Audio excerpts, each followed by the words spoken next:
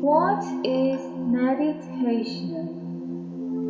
Meditation is a practice that involves focusing or clearing your mind using a combination of mental and physical techniques.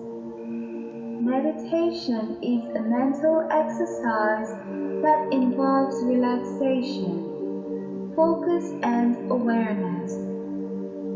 Meditation is to the mind what physical exercise is to the body. The practice is usually done individually in a still, seated position and with closed eyes.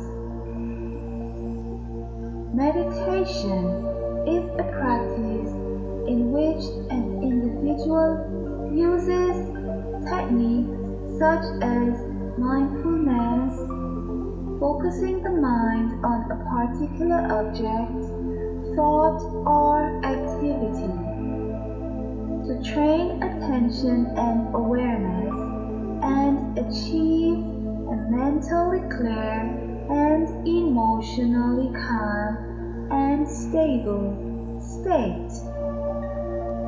Meditation is practiced in numerous religious traditions.